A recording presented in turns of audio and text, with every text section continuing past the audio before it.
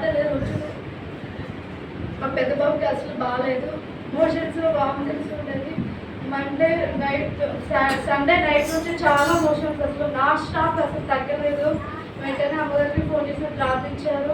ఆ నైట్ అంతా బాగానే మళ్ళీ మార్నింగ్ 5 o'clock నుంచి మళ్ళీ స్టార్ట్ అయింది. అట్లే నాన్ స్టాప్ మోషన్ ఎత్తనప్పుడు మల్లెపేట హాస్పిటల్ తీసుకెళ్ళాము.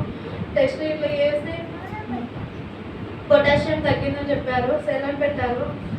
మళ్ళీ ఈవినింగ్ వచ్చి సెలైన్ పెట్టించుకొని వెళ్ళండి అని చెప్పారు. ఇంటికి వచ్చాం. మళ్ళీ మధ్యాహ్నం నుంచి మళ్ళీ అట్లాగే మోషన్ నాన్ స్టాప్ అయితేనే ఉన్నాయి. మళ్ళీ హాస్పిటల్కి ఎస్ఎల్జీకి తీసుకెళ్ళాము. అక్కడ డాక్టర్ లేదంటే మళ్ళీ కేపీహెచ్పి అక్కడ హాస్పిటల్కి హోలిస్టిక్ హాస్పిటల్ తీసుకొని ఎమర్జెన్సీలో అడ్మిట్ చేసుకున్నారు. సెలైన్స్ పెట్టారు, అన్ని టెస్టులు చేశారు.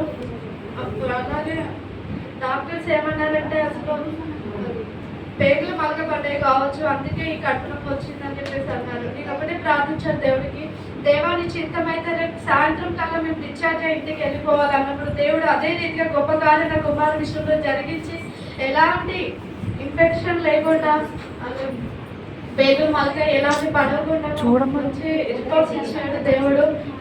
గొప్ప కార్యం నా కుమార విషయం జరిగించినందుకు దేవుడికి కృతజ్ఞతలు స్తోత్రం చెల్లించుకున్నాను. అలాగే నా చిన్న కుమార విషయంలో ఒక ప్రేయర్ రిక్వెస్ట్, శుక్రవారం మార్నింగ్ నుండి ఫుల్ ఫీవర్, అసలు తగ్గట్లేదు, సిరప్స్ వాడినా తగ్గట్లేదు.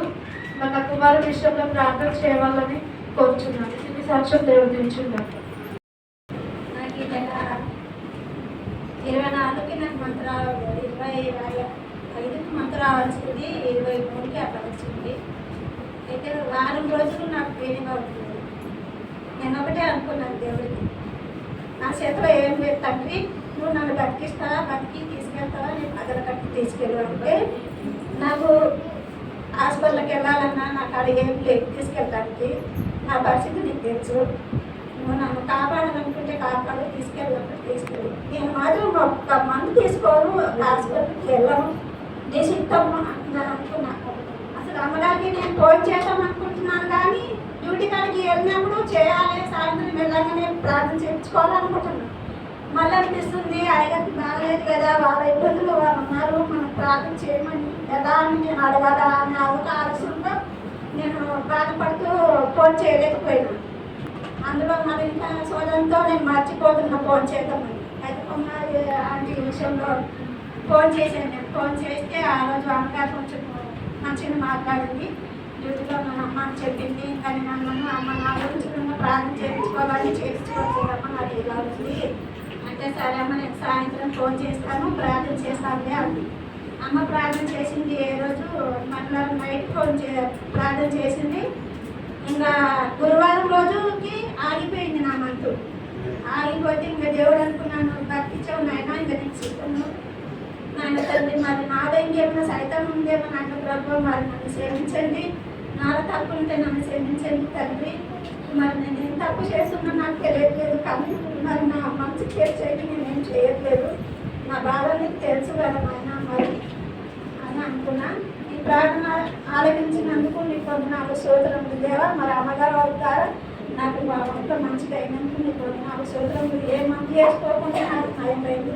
ఈ దేవుడికి ఈ ప్రార్థన ఆలకించుకున్నాను. మాట్లాడి రావట్లేదు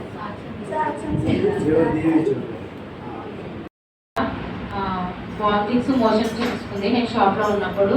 అయితే నేను వడదెబ్బ తగిలిందేమో, లేకపోతే ఫుడ్ ఏమన్నా అడగలేదేమో అనుకున్నాను. కానీ నైట్ పడుకున్నప్పుడు తను పడుకుంది, మోషన్ పోతుంది కానీ తనకు తెలియట్లేదు. నేను పడుకున్నాను, స్మెల్ వస్తుంది, ఏంటి ఏదో స్మెల్ వస్తుందని లేచి చూసినప్పుడు తనకు మోషన్స్ అవుతున్నాయి తప్ప తనకు తెలీదు, చేస్తూనే ఉంది. మొత్తం చేసుకుంది, ఏంటి ఇలా అయిపోయిందని లేచి చూసి తుడిచాను. ఇక అప్పటి నుంచి కంటిన్యూ మొన్న ఒక 3-4 days non stop motions, vomitings. నాకు మా ఇంట్లో కానీ పాపకు కానీ ఏమన్నా అన్నప్పుడు నేను మొదటి కాల్ చేసేసి ఐగర్ కాల్ లిఫ్ట్ చేయలేదంటే అమ్మగారికి కాల్ చేస్తాను. ఐగర్ ప్రేర్ చేశారు, ఏం కాదమ్మా, ఏదైనా ఫుడ్ పాయిజన్ అయ్యిందేమో, వడదెబ్బ ఏమైనా తగిలిందేమో అని.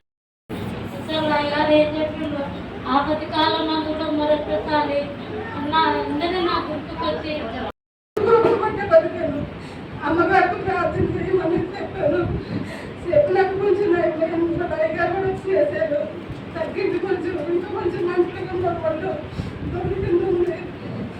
దేవుడు కూడా నన్ను బతికించింది. ఈరోజు నిలబడాలంటే దేవుడే నాకు సాయం చేశాడు. సాధారణ